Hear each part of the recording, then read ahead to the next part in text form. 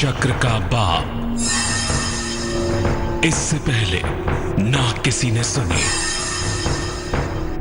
ना किसी ने देखी इतनी सटीक भविष्यवाणी। चाल चक्र।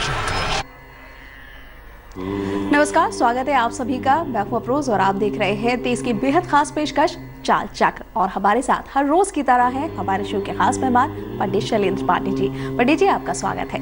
नमस्कार। अगर आप पंडित जी से कोई भी सवाल पूछना चाहते हैं, हमें कॉल कर सकते हैं। हमारे नंबर आपकी टेलीविजन स्क्रीन पर लगातार फ्लैश हो रहे हैं।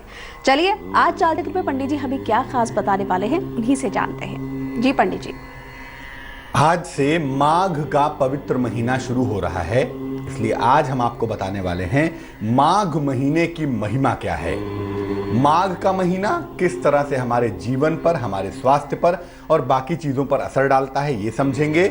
माघ में भगवान कृष्ण की कृपा कैसे मिलेगी और माघ के महीने को क्यों ऐसा कहते हैं कि इस महीने में कल्पवास हो जाता है, इस महीने में सब कुछ बदल जाता है, ऐसा कैसे होता है और क्यों होता है, ये आपको समझाएंगे। इसके अलावा रोज की तरह आपके राशियों की सटीक भविष्यवाणी होगी आज, और साथ ही साथ आज का शुभ पहर भी आप जान पाएंगे। तो माघ महीने की क्या महिमा है और इस महीने में हमें क्या करना चाहिए, क्या नहीं करना चाहिए, इन सब मुद्दों पर बात करेंगे पंडित जी से। लेकिन उससे पहले जान लेते हैं आज का पंचांग। चलिए जान लेते हैं आज का पंचांग क्या है, ग्रहों की स्थिति क्या है। आज की तिथि है माघ कृष्ण पक्ष की प्रतिपदा तिथि, यानी आज से ही माघ के महीने की शुरुआत हो चुकी है, माघ का महीना शुरू हो चुका है। आज का नक्षत्र है पुष्य नक्षत्र। पुष्य को अत्यधिक पवित्र नक्षत्र मानते हैं। कल रात से इसकी शुरुआत हुई और आज भी पुष्य नक्षत्र मौजूद रहेगा। चंद्रमा आज कर्क राशि में संचरण करेंगे और चंद्रमा की इसी चाल के आधार पर हम ये समझ पाएंगे कि आपका दिन कैसा जाएगा, किस किस तरह की चीजें आज आपके सामने आएंगी और किन किन उपायों से आप उन चीजों को बेहतर कर पाएंगे। राहु काल का जो समय होगा, जिसमें आप कोई नया और कोई शुभ कार्य नहीं करेंगे, वो समय होगा शाम को 4:30 से तकरीबन 6 बजे तक। इसमें बेहतर होगा कोई भी नया और शुभ कार्य ना करें। ईश्वर की उपासना आप कभी भी कर सकते हैं। और आज पश्चिम दिशा की तरफ यात्रा करने की मनाही होती है, तो बेहतर होगा शूल की दिशा में, यानी पश्चिम दिशा में यात्रा ना करें। लेकिन अगर यात्रा करना जरूरी है, मजबूरी है आपकी, तो गुड़ का सेवन करके और भगवान का स्मरण करके यात्रा करिएगा, तो बहुत हद तक मुश्किलों से बचे रहिएगा। जी बिल्कुल पंडित जी, आज से माघ का महीना शुरू हो रहा है। सबसे पहले आपसे यही जानना चाहेंगे, माघ महीने का महिमा क्या है और ये इतना महत्वपूर्ण हमारे लिए क्यों है? देखिए, माघ का जो नाम है ना, अगर हम हिंदू मंथ की बात करें, चैत्र, वैशाख, ज्येष्ठ, आषाढ़, सावन, भाद्रपद, आश्विन, कार्तिक, अगहन, पूस और माघ, यानी 11वां महीना है ये हिंदू पंचांग की अगर बात करें। लेकिन इसका नाम पहले माघ नहीं था, इसका नाम था पहले माध, MADH, माध। माघ का महीना पहले माध का महीना था, जो बाद में माघ हो गया। माध कहां से आया? माध जो शब्द है वो भगवान कृष्ण का एक नाम है, माधव। मधु होता है ना, शहद, जो मधु बरसाए, जो जीवन में मिठास पैदा करे, वो माधव है, कृष्ण है वो। और माधव का महीना है माध, और बाद में हो गया माघ। तो समझ लीजिए कि बेसिकली माघ का महीना माधव का महीना है, भगवान कृष्ण का महीना है। और माध का मतलब होता है ये मधु, शहद, इसलिए ये महीना मिठास का सबसे बड़ा महीना हम मान सकते हैं। इस महीने को अत्यंत पवित्र मानते हैं, इतना ज्यादा पवित्र मानते हैं कि ऐसा मानते हैं कि अगर माघ के महीने में, माधव के महीने में अगर नियमों का पालन किया जाए तो मन, शरीर, आत्मा तीनों नवीन हो जाते हैं, तीनों नए हो जाते हैं। इस महीने में ढेर सारे धार्मिक पर्व भी आते हैं और धीरे धीरे धीरे धीरे जो प्रकृति है, जो नेचर है, वो भी अनुकूल होने लगती है हमारे जीवनचर्या के लिए। इसी महीने में संगम पर कल्पवास भी किया जाता है। संगम, जहां पर दो नदियों का मिलन होता है, 2 या 3 नदियों का, उसको संगम कहते हैं। वहां पर कल्पवास होता है। पूरे 1 महीने तक लोग अपने शरीर, मन और आत्मा से ईश्वर की तरफ चलने का प्रयास करते हैं और इस 1 महीने में कठिनाई से कठिन जीवनचर्या का पालन करते हैं और ऐसा मानते हैं कि अगर 1 महीना ऐसा किया जाए, नियमों का पालन किया जाए, कठिन जीवनचर्या का पालन किया जाए और साथ ही साथ ईश्वर की भक्ति की जाए, तो यकीनन व्यक्ति आत्मा से, मन से और शरीर से नवीन हो जाता है, बेहतर हो जाता है। इस बार जो माघ का महीना है, जो माधव कृष्ण का महीना है, ये 24 जनवरी से लेके 22 फरवरी तक रहेगा। यानी आज से इसकी शुरुआत हुई और अब 22 फरवरी तक हर एक दिन अपने आप में विशेष महत्वपूर्ण होगा। माघ का हर एक दिन अपने आप में बहुत ताकतवर माना जाता है। तो पूरे 1 महीने का वक्त है आपके पास, जब आप माघ के महीने में सफलताएं पा सकते हैं। जी बिल्कुल पंडित जी, बहुत ही अहम महीना शुरू हो गया है आज से। तो माघ के महीने की अगर हम बात कर रहे हैं तो यहाँ पर इस खास महीने में हम, चूंकि सर्दी के मौसम में ये महीना शुरू होता है, तो खान पान में क्या बदलाव हम लेकर आए और अपनी दिनचर्या में क्या क्या बदलाव लेकर आए कि अगर उसको हम पूरी तरीके से फॉलो करके चले तो हमें उसका फायदा मिल सके। देखिए अफरोज, खान पान और जीवनचर्या में बदलाव करना ही होगा, क्योंकि मौसम माघ के महीने से आमतौर पर बदलना शुरू हो जाता है। धीरे धीरे सर्दियां जाने लगती हैं और धीरे धीरे मौसम थोड़ा सा गर्म होने लगता है। इसीलिए अब एक तो जो नॉर्मल आप गर्म पानी से नहा रहे थे, ठंड की वजह से बहुत ठंड पड़ रही थी, तो गर्म पानी को धीरे धीरे छोड़कर नॉर्मल वाटर से, सामान्य जल से स्नान करना शुरू कर दीजिए। हालांकि दिल्ली एनसीआर में भयानक ठंड पड़ रही है, मैं नहीं कहूँगा कल से ही आप ठंडे पानी से नहाने लगिए, लेकिन हाँ धीरे धीरे कोशिश करेंगे कि आप नॉर्मल वाटर से नहाइए, न गर्म न ठंडा। अब आप सुबह देर तक मत सोइएगा, क्योंकि अब सुबह देर तक सोना स्वास्थ्य के लिए अच्छा नहीं होगा। सर्दियों में चल गया, कोई बात नहीं, 8 बजे उठे, 9 बजे उठे, चलिए जो कर लिया सो कर लिया, लेकिन अब माघ के महीने में सुबह देर तक मत सोइए, सुबह थोड़ा जल्दी उठिएगा और स्नान जरूर करिएगा, क्योंकि अब देर तक सोना और न नहाना अच्छा नहीं रहेगा। सर्दियों में लोग चोरी कर लेते हैं कि चलो आज नहीं नहाएंगे, लेकिन ऐसा मत करिए, नहाइए, रोज नहाइए, चाहे आप भले ही गुनगुने पानी से नहाइए, नॉर्मल वाटर से नहाइए, लेकिन नहाएंगे अब रोज, क्योंकि अब आपका शरीर तैयार होगा शुभ शक्तियों को प्राप्त करने के लिए, अपने भाग्य को बदलने के लिए, अपने मन को अच्छा करने के लिए। तो सुबह देर तक सोना बंद करिए और स्नान न करने की जो हैबिट है इसको भी छोड़िए, वो जरूरी है। अब आप भारी भोजन नहीं करेंगे। जैसे अब तक सर्दियों में क्या होता है, बढ़िया पूरी कचौड़ी खा रहे हैं, बढ़िया मटर खा रहे हैं, बढ़िया हलवा खा रहे हैं, गाजर का, मूंग का, खूब बढ़िया बढ़िया दबा के खा रहे हैं। ये सब आप बंद करिए, क्योंकि अब जो आपका शरीर है ना, वो लाइट डाइट पर आ जाएगा। अब आप बहुत हैवी भोजन करेंगे तो पेट की दिक्कतें होंगी। इसलिए अब से, आज से, माघ के महीने की शुरुआत से आप भारी भोजन छोड़कर हल्के भोजन की तरफ धीरे धीरे आइए। उससे आपका शरीर, आपका पाचन तंत्र बेहतर होता चला जाएगा। माघ के महीने में यानी माधव के महीने में तिल और गुड़ का प्रयोग विशेष लाभकारी होता है, क्योंकि देखिए वर्तमान विज्ञान कहता है कि तिल के अंदर सबसे ज्यादा कैल्शियम होता है और कैल्शियम के साथ अगर आयरन मिल जाए और सूर्य की रोशनी मिल जाए तो ये तीनों चीजें मिलकर आपके शरीर को बिल्कुल नया कर सकती हैं। इसीलिए कहते हैं कि तिल में कैल्शियम है, गुड़ में आयरन है और सूर्य की रोशनी में विटामिन डी है। इन तीनों चीजों का प्रयोग अगर आप पूरे 1 महीने में करें, माघ के महीने में करें, तो निश्चित रूप से आप शारीरिक रूप से 100% ठीक हो जाएंगे। और जिस तरह से लोगों में हड्डियों की, शरीर दर्द की समस्या हो रही है, ऐसी दशा में अब से पूरे 1 महीने तक ज्यादा कुछ ना करें तो कम से कम तिल के लड्डू आप ले आए। 1 लड्डू सुबह गुनगुने दूध के साथ पूरे महीने आप लेते रहें, बहुत अच्छा होगा। इस महीने में केवल 1 वेला भोजन किया जाए तो बहुत अच्छा है। इससे आरोग्य की और एकाग्रता की प्राप्ति होगी। यानी अब से आप ये करिए, हालांकि मैं जबरदस्ती नहीं कह रहा हूं, लेकिन अगर आप चाहते हैं कि इस 1 महीने में आप बिल्कुल नए हो जाएं, शरीर से, मन से, आत्मा से, तो 1 वेला भोजन मत करिए। दिन में भोजन कर लीजिए, संध्या को भोजन मत करिए, 1 वेला भोजन मत करिए, केवल फल और जल ग्रहण करिए। आप देखेंगे बहुत तेजी से आपके मन में, आपके शरीर में, आपकी आत्मा में बदलाव होना शुरू हो जाएगा। लेकिन पंडित जी, बाकी महीने के जो त्यौहार है उनका कितना महत्व होता है? आप जैसे बता रहे हैं कि अब त्यौहार भी शुरू हो जाएंगे, तो जो त्यौहार इस महीने में आने वाले हैं उनका क्या महत्व है? अफरोज, माघ के महीने में बड़े सारे ऐसे पर्व त्योहार होते हैं जिनका संबंध हमारे स्वास्थ्य से भी होता है, हमारे मन से भी होता है। एक नजर डालते हैं कि माघ के महीने में जो पर्व और त्योहार हैं वो कौन कौन से हैं और वो हमारे जीवन को कैसे प्रभावित करते हैं। आइए आपको बताते हैं। सबसे पहला जो पर्व आएगा आज के बाद से वो होगा संकष्टी चतुर्थी। भगवान गणेश की पूजा होती है, इसको सकट चौथ कहते हैं। ऐसा मानते हैं कि संकष्टी चतुर्थी पर गणपति गजानन भगवान गणेश की उपासना करने से संतान की प्राप्ति होती है और अगर संतान है तो उसके संदर्भ में कोई समस्या है, कोई चिंता है तो वो दूर हो जाती है। दूसरा जो पर्व है वो है षठ तिला एकादशी। तिल का 6 तरीके से प्रयोग करते हैं, वो भी बस आने ही वाली है और इसमें तिल के 6 तरीके के विशेष प्रयोग करके आप अपने आप को पूरे साल भर स्वस्थ रख पाते हैं, पूरे साल भर समृद्ध रख पाते हैं, फाइनेंशियली मजबूत हो जाते हैं। तीसरा पर्व आता है मौनी अमावस्या का। इसमें मौन रहते हैं, पूरे 24 घंटे चुप रहते हैं, नहीं बोलते। और जब आप मौन रहते हैं ना, तो मौन रहना एक बड़ी भारी शक्ति है। महात्मा गांधी ने मौन रहकर अपने आप को कितना शक्तिशाली बनाया वो हम सब जानते हैं। तो मौनी अमावस्या में मौन रहकर पाप नाश की और आत्मा की शुद्धि की साधना की जाती है, प्रार्थना की जाती है।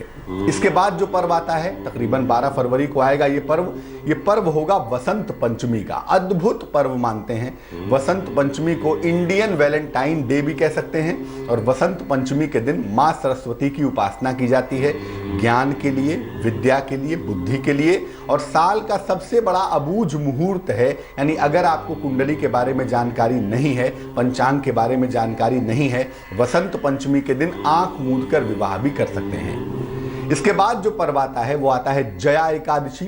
जया एकादशी का पर्व माघ के लिए बहुत महत्वपूर्ण पर्व है और ऐसा मानते हैं कि जया एकादशी के दिन विशेष प्रयोग किए जाएं, विशेष पूजा उपासना की जाए तो कर्जों से और कुंडली के दोषों से मुक्ति मिलती है। और सबसे अंतिम जो पर्व आता है वो आता है माघ के महीने में अंतिम पर्व होगा, जो इस बार 22 फरवरी को पड़ेगा। वो होगा माघी पूर्णिमा का पर्व।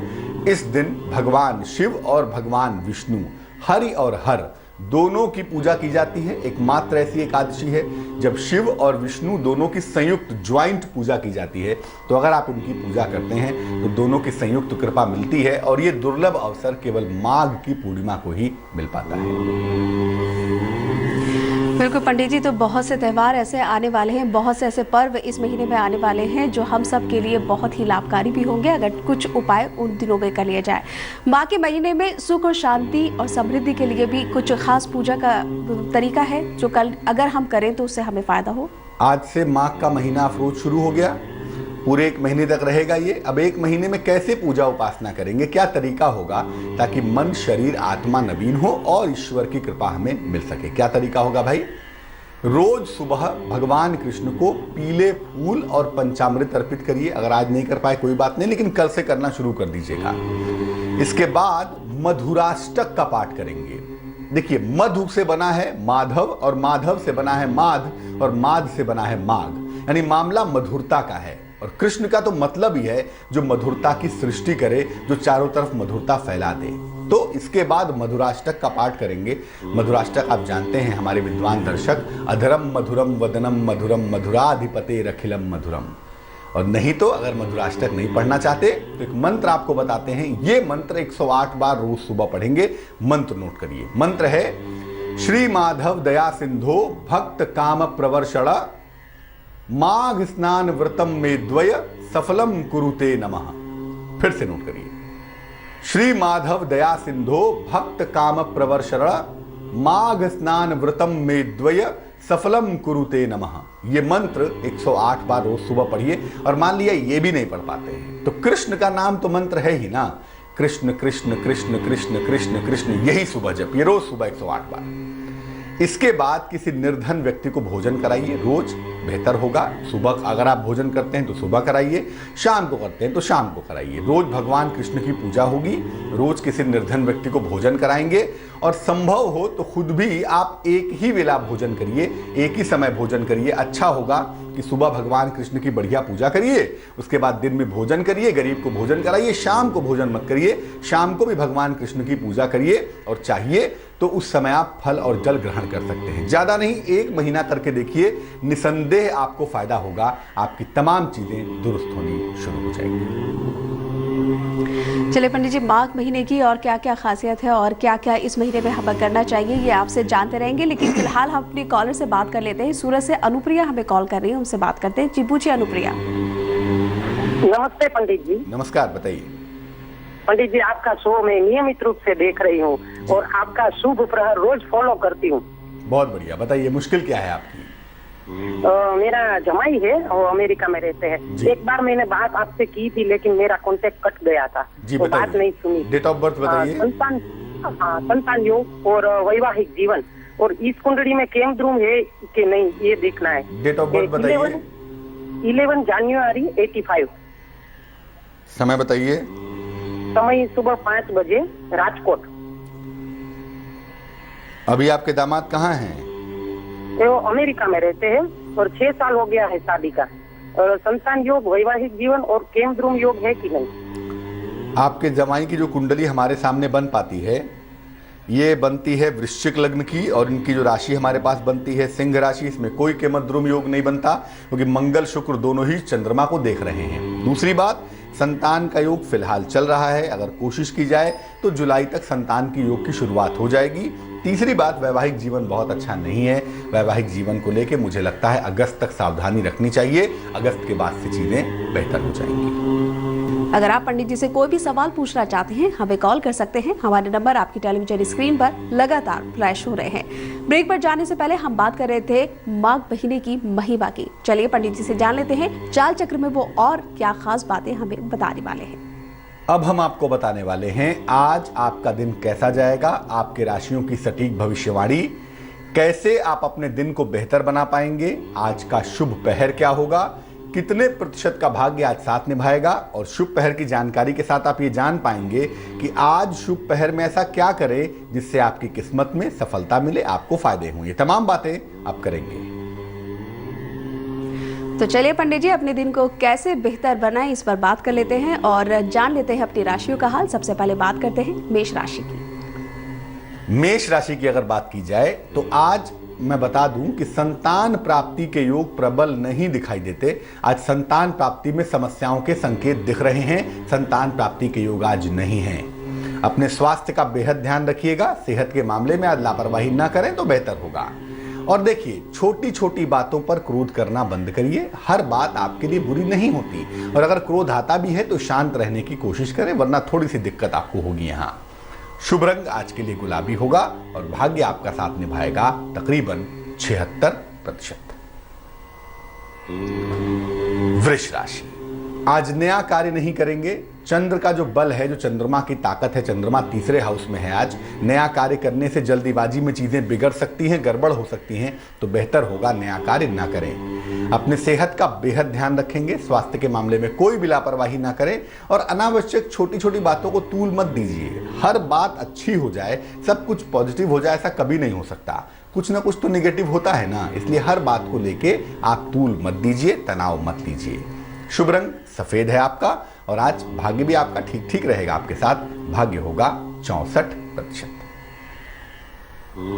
मिथुन राशि, कोई शुभ सूचना आपको मिलती हुई दिखाई देगी, खुश हो जाइए। और ये शुभ सूचना आपके करियर से जुड़ी हुई भी हो सकती है और आपके विवाह से संबंधित भी हो सकती है। जो काम आप करते हैं, जो आपकी वर्क परफॉर्मेंस है, उसको लेकर लोग आपकी प्रशंसा करेंगे, काम की प्रशंसा होगी। आर्थिक पक्ष भी आपका मजबूत होगा। फाइनेंशियली आप लगातार बेहतर होंगे। शुभ रंग आज के लिए आपका हरा होगा और भाग्य आपका साथ ठीक ठीक निभा देगा। भाग्य होगा 70%। कर्क राशि, देखिए, रिश्ते आपके लिए हमेशा ही सेंसिटिव रहे हैं और आज भी ये सेंसिटिव दिखाई दे रहे हैं, इसलिए रिश्तों की समस्या से आपको बचना चाहिए। रिश्तों में बहुत कुछ समर्पण करना पड़ता है, वो करने की कोशिश करिए। अभी विवाह के मामलों में थोड़ा विलंब है, अभी जल्दीबाजी की जरूरत भी नहीं है आपको, शांत रहने में ही बुद्धिमानी है। करियर में आपके बदलाव के योग दिख रहे हैं और बहुत डेस्परेटली, बहुत इच्छा है आपकी कि आप करियर बदलें। यकीनन कोशिश करनी चाहिए, आने वाले वक्त में आपका करियर बदलता हुआ दिख रहा है। शुभ रंग आपका नारंगी है और भाग्य आपका साथ निभाएगा तकरीबन 55%। तो हम पंडित जी से जान रहे हैं कि आपके दिन को और कैसे बेहतर बनाया जाए। आज आपके लिए क्या शुभ रंग है ये भी पंडित जी हमें बता रहे हैं, और साथ ही साथ अभी तक हमने 4 राशियों की बात कर ली है। चलिए आगे बढ़ते हैं और बात कर लेते हैं अपनी अगली राशियों की। बात होगी सिंह राशि की। राशि ताकत की राशि, तेज तर्रार राशि सिंह राशि। सिंह राशि वालों के स्वास्थ्य में जो दिक्कतें थी उसमें लाभ होता हुआ दिखता है। सेहत की समस्याएं इनकी दूर होती हुई दिखाई देती हैं, और अगर कोई मनोकामना है आपके मन में चली आ रही है, आज ईमानदारी से कोशिश करें तो वो कामना आपकी पूरी हो जाएगी। संतान को लेकर, संतान के जीवन को लेकर तनाव मत पालिए, क्योंकि आप कोई नहीं हैं उस चीज को ठीक करने वाले। ईश्वर पर भरोसा रखिए और अपनी तरफ से कोशिश करिए। दोनों मिलकर काम करेंगे तो काम आपका हो जाएगा। शुभ रंग लाल है आपके पास और भाग्य है आपके पास 89%। कन्या राशि, आपकी नौकरी में बदलाव के मजबूत योग दिखाई देते हैं। उस दिशा में आप कोशिश कर सकते हैं, लेकिन देखिए सोच समझकर निर्णय लीजिएगा। भावनाओं में लिया हुआ निर्णय और जोश में किया हुआ वादा हमेशा गलत होता है, इसलिए सोच समझकर निर्णय लेंगे। करियर में तो सोचिए, लेकिन अगर बिजनेस की बात हो तो नया कार्य करने से बचना चाहिए, क्योंकि नया कार्य करने के परिणाम हो सकता है काफी बुरे हो जाएं। शुभ रंग आपका समुद्री हरा होगा, सी ग्रीन होगा, और भाग्य होगा आपके पास 57%। तुला राशि लिब्रा, धन लाभ के बेहतर योग हैं। फाइनेंशियली आपको फायदा जरूर होगा। आपके रिश्तों की समस्या भी आज कम होती हुई दिखाई देती है। रिश्तों की मुश्किल भी आपकी दूर होगी। आपकी प्रतिष्ठा भी खूब बढ़ती हुई दिख रही है, खुश हो जाइए। मान सम्मान भी तो आपको मिलेगा ही। शुभ रंग आज के लिए आपका पीला होगा और भाग्य आपका साथ निभाएगा तकरीबन 64%। स्कॉर्पियो वृश्चिक राशि, करियर में सुधार होता हुआ दिख रहा है। कहीं ना कहीं करियर की तमाम मुश्किलें आज आप दूर कर पाएंगे, करियर की मुश्किलों को ठीक कर पाएंगे, करियर आपका इंप्रूव करेगा। कोई बड़ी समस्या, कोई विराट समस्या आप हल करेंगे अपनी बुद्धिमानी से, और एक बहुत अच्छी बात है, आपके सितारे कहते हैं कि आपके जीवन साथी को आज फायदा होता हुआ दिखाई देगा। शुभ रंग आज आपके लिए होगा नीला और भाग्य आपका साथ निभाएगा 75%।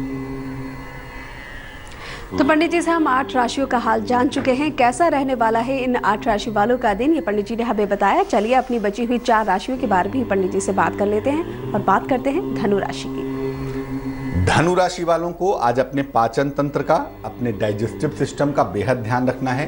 पेट का ख्याल रखेंगे और यात्राओं से बचाव करेंगे। किसी भी तरह की यात्रा से अगर आप बचें तो आपके लिए बहुत अच्छा होगा।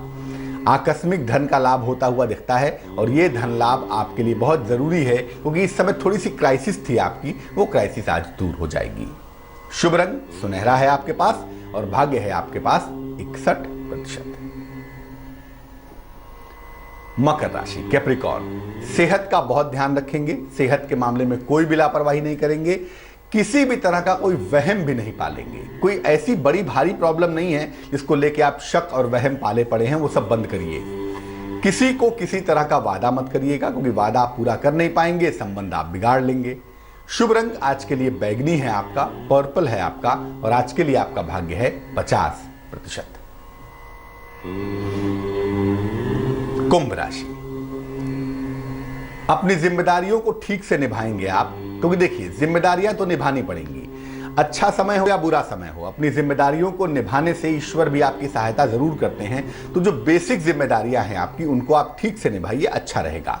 और अनावश्यक तनाव मत पालिए। कुछ नहीं हो रहा है, आपको चिंता की जरूरत नहीं है। किसी मित्र का सहयोग आपको मिलता हुआ दिख रहा है, और इस सहयोग से आप बहुत सारी मुश्किलों से बाहर निकल जाएंगे। शुभ रंग आपका क्रीम होगा और भाग्य आपका साथ निभाएगा तकरीबन 66%। मीन राशि पाइसेस, ऊट पटांग खाने से बचिए। मैंने पहले भी बताया था कि माघ का महीना शुरू हो रहा है, तो जरा खाने पे लगाम रखिएगा। तो जरा हलवा पूरी कम खाइएगा, ऊट पटांग खाने से बचिएगा। आज सर्दी जुकाम से सावधान रहेंगे, कोल्ड कफ की चपेट में आ सकते हैं। और साथ ही साथ तमाम चीज़ों के अलावा अपने माता पिता के साथ अपने रिश्तों का ध्यान दीजिए। आपके ऊपर प्रेशर हो सकता है, तबीयत आपकी खराब हो सकती है, लेकिन इसका मतलब ये नहीं है कि आप अपने माता पिता के साथ दुर्व्यवहार करेंगे या व्यवहार खराब करेंगे। शुभ रंग भूरा यानी कि ब्राउन, और भाग्य आपका साथ निभाएगा तकरीबन 58%। चलिए राशियों की बात कर लेते हैं अपने कॉलर से भी जो काफी वक्त से इंतजार कर रहे हैं। दरभंगा से एक कॉलर हमारे साथ हैं आनंद, उनसे बात करते हैं। जी पूछिए, क्या सवाल है आपका? आनंद मुझे जी सुन पा रहे हैं हमें? हाँ पंडित जी प्रणाम। बताइए। नमस्कार। नमस्कार। डेट ऑफ बर्थ बताइए मुझे- अपनी। मुझे अपनी बेटी के बारे में पूछना है पंडित डेट ऑफ बर्थ बताइए उनकी। जी। 2 अक्टूबर 1988। समय बताइए। 11:42। सुबह या शाम? AM। AM। कहाँ पे जन्म हुआ है? दरभंगा। पूछिए सवाल क्या है। पंडित जी उसकी शादी कब तक होगी, किधर होगी, और वो जो है तो कोई उसका उपाय क्या होगा, जो है तो कोई ज्योतिष उपाय जो हम लोग कर सकते हैं माँ बाप। धनु लग्न है आपकी बेटी का और इनकी राशि है मिथुन। जहां तक विवाह की बात है, इनकी महादशा चल रही है इस समय बृहस्पति की और अंतरदशा चल रही है राहु की। राहु सप्तम भाव को प्रभावित भी कर रहा है, इसलिए ऐसा लगता है कि 2016 के लास्ट में, 2016 के नवंबर दिसंबर में या 2017 के आरंभिक महीनों में, 2017 के शुरुआत में इनकी शादी हो जाएगी। जिस बालक से इनकी शादी होगी वो या तो शिक्षा क्षेत्र में नौकरी करते होंगे या तो इंजीनियरिंग साइड में नौकरी करते होंगे। नौकरी वाले व्यक्ति से शादी होगी और दरभंगा, मधुबनी, जो मिथिला का क्षेत्र है ना, 100-150 किलोमीटर का जो रेडियस है, वहीं शादी होगी। बहुत दूर शादी होने के योग नहीं बनते हैं। देखिए, ज़्यादा किसी उपाय की ज़रूरत तो नहीं है, लेकिन इतना ज़रूर कहूँगा कि सप्तम में चंद्रमा है तो भगवान शिव की पूजा करने से लाभ होगा। बेहतर यही है कि या तो आपकी बेटी करे या तो आप माता पिता हैं, आप लोग अपनी बेटी के लिए भगवान शिव की पूजा करें, नमः शिवाय सुबह शाम जपें और शिव जी से प्रार्थना करें तो इनका दाम्पत्य जीवन, इनकी तमाम मुश्किलें ठीक हो जाएंगी।